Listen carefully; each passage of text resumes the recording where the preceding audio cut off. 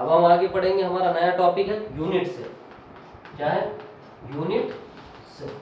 तो unit cell किसे कहा था? What is mean by the unit cell? The smallest part of units, the smallest part of crystal, the smallest, the definition क्या है उसकी? The smallest part of crystal is called, उसी को क्या कहा जाता है? Unit cell. जो छोटा पार्ट होता है स्टूडेंट, जो किसका होता है? क्रिस्टल का छोटा पार्ट होता है, तो उसी को क्या कहा जाता है? उसे कहा जाता है यूनिट सेल। आप समझ लो रूम, है ना, जो हम लोग इसकी बेसिक एग्जांपल आपको समझने के लिए एग्जाम में नहीं लिख लेना। जो रूम होता है वो किससे बनता? ब्रेक से। किससे बनता? ब्रेक से, है ना। तो ये क्या आपका क्रिस्टल है, लैटिस क्रिस्टल है, लैटिस क्रिस्टल। और ये ब्रेक्स क्या हो गए बेटा? क्या हो गए आपके? ये यूनिट सेल। ये क्या हो गया हमारे? Unit cell. तो यूनिट सेल किसे कहा जाता है? The smallest part of crystal is called as unit cell. और ये ध्यान रखना कि यूनिट सेल अगर आपको बनाना है, समझना है, तो इधर देखिए सब, है ना। ये एग्जांपल के जरिए हम इसको समझेंगे, ठीक है। देखो ध्यान से देखना, ये एग्जांपल बहुत इंपॉर्टेंट है ना। अगर मैं इसमें, है ना, ये क्रिस्टल है बेटा, लैटिस क्रिस्टल है ना, लैटिस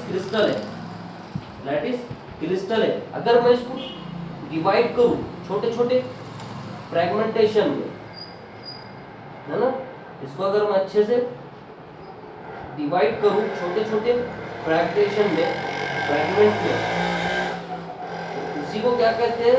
यूनिट सेल। इसके कैसे होते हैं? सेम हो जाते हैं। कैसे हो जाते हैं? सेम। तो देखो स्टूडेंट कैसे,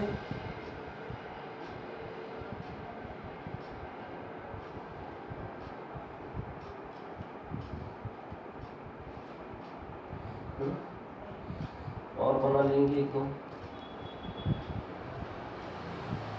तो ये जो स्मॉल पार्ट यूनिट दिख रहा है, ये जो स्मॉल हिस्सा दिख रहा है, इसको, इसी को कहा जाता है, इट्स कॉल्ड यूनिट सेल। और यूनिट सेल से क्या बनते हैं बेटा? क्रिस्टल बनते हैं। क्या बनते हैं? क्रिस्टल। तो इसमें सब कैसे होते हैं? ये यूनिट सेल कैसे होंगे? सेम होंगे। कैसे होंगे स्टूडेंट? सेम होंगे, डिफरेंट नहीं होते। जो भी क्रिस्टल होता है उसके अंदर जो यूनिट सेल होते हैं वो सेम यूनिट से बनता है। तो इसी को बोलते हैं unit cell. The smallest part of crystal is called as unit cell. फिर इसकी कैरेक्टरिस्टिक्स देखते हैं हम। क्या देखते हैं? Characteristics of unit cell. तो हेडिंग डालो आप लोग नहीं, कैरेक्टरिस्टिक्स ऑफ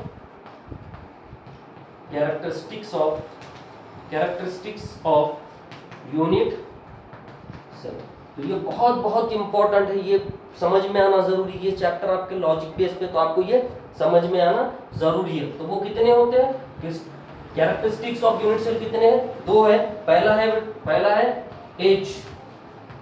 पहला क्या है? एज, ठीक है। तो मैं आपको यहाँ पे इसको एग्जाम्पल के जरिए भी आपको समझा दूंगा, तो एज क्या होते हैं? ए बी सी, ठीक है। उसके बाद दूसरी कैरेक्टरिस्टिक होती है इंटरफेशियल एज। इसको डिनोट किया जाता है अल्फा, बीटा, गामा से, ठीक है, गामा से। तो आप देखो बेटा, हम लोग पढ़ते हैं स्टूडेंट के 3 एक्सिस होते हैं। आप लोग पढ़ते आए हुए हैं, हम लोग पहली से 10वीं तक पढ़ते हैं, 3 एक्सिस होते हैं, है ना, एक्स, वाई, जेड। तो इसको समझने के लिए कि आपको यूनिट सेल में ये कैरेक्टरिस्टिक क्यों करे हुए, तो इसे कहा जाता है ए, इसे कहा जाता है बी, और इसे कहा जाता है सी। तो ये ए बी सी क्या हो गए? आपके एज हो गए। और अब आपको क्या लिखना है? Interfacial angle. तो वो एंगल ये है, इसे कहा जाता है एंगल, ठीक है। तो याद रखना बेटा, क्या याद रखना कि यहाँ बी सी के बीच में कौन सा एंगल होता है? Interfacial angle alpha.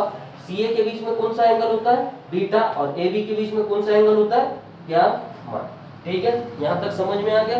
देखो बेटा, देखो यूनिट सेल किसको कहते हैं? The smallest parts of crystal is called as unit cell. फिर उसके कैरेक्टरिस्टिक्स देख रहे हैं हम यूनिट सेल के, तो दो है, एज और इंटरफेशियल एज। पहला है एज और दूसरा है इंटरफेशियल एंगल। क्या है दूसरा? Interfacial angle. तो एज किसे कहते हैं? ए बी सी, जो मैंने आपको फिगर में समझा दिया। और इंटरफेशियल एंगल किसे कहते हैं? अल्फा, बीटा, गामा, जो आपको ये फिगर याद रखनी है। फिर हम डील करेंगे टाइप ऑफ यूनिट से, ठीक है। देखो वो बहुत इंपॉर्टेंट है, टाइप ऑफ यूनिट से। तो थोड़ा ध्यान से देखना, ये बहुत बहुत इंपॉर्टेंट है और मैक्सिमम क्वेश्चन यहीं से एग्जाम में आता है, जो प्रॉब्लम्स भी है वो यहीं से आते हैं। तो हेडिंग डालो type of unit cell, type of unit cell. तो पूरे कितने हैं, 4 टाइप के होते हैं। कितने टाइप के होते हैं, 4 टाइप के होते हैं, लेकिन मेनली उसमें से जो हमारे सिलेबस में एनसीईआरटी में यूज किए जाते हैं वो सिर्फ 3 ही यूज किए जाते हैं। तो उसमें पहला यूनिट सेल है सिंपल क्यूबिक यूनिट सेल, ठीक है। इसका दूसरा नाम है प्रिमिटिव यूनिट सेल, और इसे हम लार्ज से एससीसी कहते हैं। तो ये यूनिट सेल क्या होता है, सिंपल या प्रिमिटिव यूनिट सेल किसे कहते हैं। तो देखो हम लोग इसे फिगर से समझेंगे, फिगर से आसानी होती है। तो देखो बेटा, देखो ये फिगर है, किसकी है, एक क्यूबिक की है, और हमको सब डील किस में करना है, क्यूबिक में ही करना है। किस में करना है हमें डील, हर एक फिगर को क्यूबिक में। तो देखो इसमें कितने कॉर्नर है, आपको पहले कॉर्नर मालूम होना चाहिए। तो देखो ये एक एटम यहाँ पे 2 3 4 5 6 7 और ये 8। तो इसमें अब आपको लॉजिक लगाना आना चाहिए कि अगर मैं आपसे कहूँ कि ये 8 कॉर्नर पर 8 आइटम है, तो एक कॉर्नर पर एक आइटम कितने पार्ट में होता है। एक एटम, मैं क्या कह रहा हूं कि ये जो एटम है ये कितने पार्ट में एक क्यूब में डिवाइड होगा।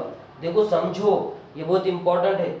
ये एक एटम कितने क्यूब में डिवाइड होगा, तो ये याद रखना कि ये 1/8 पार्ट में डिवाइड होता है। कितने पार्ट में डिवाइड होता है, एक एटम यूनिट सेल का कितने पार्ट में डिवाइड होता है, 1/8 पार्ट में डिवाइड होता है। अगर आप इसकी डेफिनेशन देखना चाहते हैं तो इसकी डेफिनेशन है, आइटम कहाँ दिख रहे हैं आपको, आइटम जो तो कहाँ दिख रहे हैं, कॉर्नर पे दिख रहे हैं। तो हम क्या डेफिनेशन लिखेंगे इसकी, द आइटम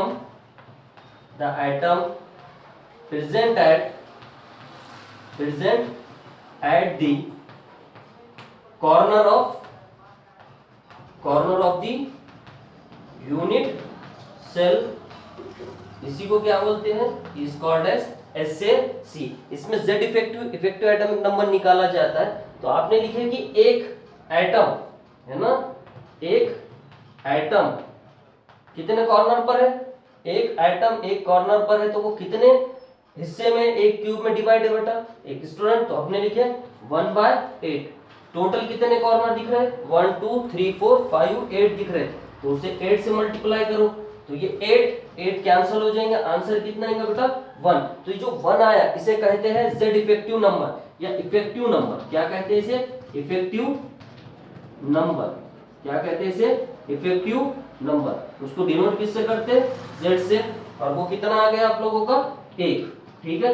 तो आपको ये मालूम होना चाहिए कि SSC में Z इफेक्ट कितना है, 1 है। तो वो 1 कैसे आया, तो मैंने आपको प्रूफ करके बताया कि एक कॉर्नर पर एक आइटम प्रेजेंट है, तो वो कितने हिस्सों में है। तो आपको तो समझना है, तो 4 रूम की जो दीवार होती है, तो सेंटर की दीवार को देख लो, वहां पर एक आइटम है, तो नीचे 4 रूम होंगे और ऊपर 4 रूम होंगे। तो वो कितने हिस्से हो गए, ऊपर 4 नीचे 4, तो कितने हो गए 8। मतलब एक आइटम कितने पार्ट में डिवाइड हो, 1/8 में। तो ये याद रखना कि इसका इफेक्टिव नंबर कितना है, 1 है। तो ये हो गया बेटा SSC। ये क्या हो गया हम लोगों का SSC। आते हैं फिर हम दूसरे यूनिट सेल पे, जिसे कहते हैं बॉडी सेंटर्ड। दूसरा पॉइंट हमारा, दूसरा unit cell body centred cubic unit cell. इसका दूसरा कोई नाम नहीं होता, body centred cubic unit cell. इसको डिनोट किया जाता है BCC, ठीक है। तो इसमें क्या होता है, इसमें एक आइटम, ठीक है, एक एटम, मैं सफेद व्हाइट चॉक से उतार लेता, एक एटम बॉडी के सेंटर में रखा जाता है। एक एटम कहाँ रखा गया, ये बॉडी के सेंटर में। तो इस किस्म के यूनिट सेल को क्या बोलते हैं, बॉडी सेंटर्ड यूनिट सेल। तो उसकी डेफिनेशन क्या लिखेंगे, the atom present at the corner as well as, साथ में कहाँ होना, as well as centre of the body, as well as centre of the centre of the body, centre of the body, उसी को क्या कहेंगे, बॉडी सेंटर, BCC। तो देखो इसमें 8 कॉर्नर पे तो 8 एटम है, और एक का है बेटा सेंटर में, किसके, क्यूब के सेंटर में है। अगर मैं यहां से Z इफेक्ट निकालना चाहूं, यानी इफेक्टिव एटॉमिक नंबर निकालना चाहूं, तो कैसे लिखूंगा मैं, Z effect is equal to, तो देखो पहले कितने हैं, एक एटम कितने कॉर्नर पे है, एक कॉर्नर पे एक एटम है, तो वो एक एटम कितने हिस्सों में डिवाइड हो रहा है क्यूब में, तो हमने बोले 1/8, और कितने कॉर्नर है देख लो, 1 2 3 4 5 6 7 8, तो 8 से फिर उसमें प्लस करना, और बॉडी के बीच में है, अब ये आइटम जो सेंटर के बीच में है, तो कितने हिस्से में डिवाइड होगा। एग्जाम्पल देखो बेटा, समझो इसको कि अगर ये बोर्ड पर मैं, ये बोर्ड है दीवार पे, है ना, तो ये बोर्ड दीवार के कितने हिस्सों में डिवाइड हुआ, एक भी नहीं, बराबर एक ही में है, तो यहाँ पर इसको क्या लिखेंगे हम, 1। तो देखो कितना आंसर आएगा, ये 8 8 कैंसिल हो जाएगा, आंसर आएगा 2। तो Z कितना निकला आपका, 2। तो यहाँ से इफेक्टिव एटॉमिक नंबर कितना निकला आपका, 2। ठीक है, आता समझ में, तो इसे कहते हैं BCC। The atom present at the corner as well as the center of the body is called as BCC, body centered cubic unit cell। फिर हम डील करेंगे तीसरे यूनिट सेल पे हमारे FCC।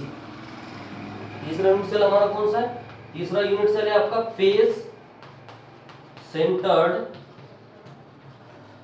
क्यूबिक यूनिट सेल, इसको denote किया जाता है FCC।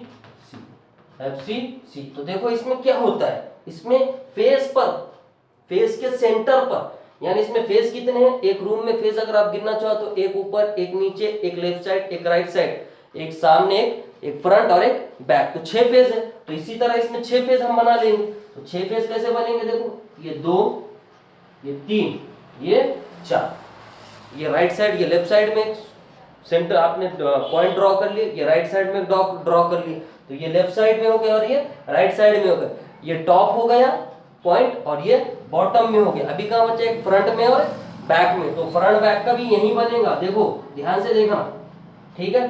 तो देखो आप इसकी डेफिनेशन क्या लिखेंगे, the atom present at the corner, देखो कॉर्नर पे तो 8 आइटम जैसे कि वैसे प्रेजेंट है, उसके अलावा अब कहां पे है, अगर आप इसकी डेफिनेशन लिखना चाहे तो क्या लिखेंगे कि आइटम प्रेजेंट, आइटम का है, atom present at the corner as well as face, as well as face is called as FCC। अगर मैं यहां से Z इफेक्ट निकालूं तो Z इफेक्ट कैसा निकालूंगा, Z इज इक्वल टू, देखो एक आइटम है, कितने एक आइटम कितने, एक कॉर्नर में एक आइटम है तो कितने पार्ट में डिवाइड हो रहा है, 1/8 में, ये तो हम अभी तक बताते हैं। लेकिन अब फेज देखो, ये एक फेज में एक आइटम है ना, ये फेज में आइटम है तो वो कितने हिस्से में डिवाइड होगा, एक फेज में अगर एक आइटम है तो उसका आधा करने पे, अगर मैं उसको बिल्कुल यहां से इस तरह कट कर दूं तो कितने हिस्से में डिवाइड हो रहा, वो 2 पार्ट में, तो 1/2। कितने फेज है, देखो फेज कितने हैं, 1 2 3 4 5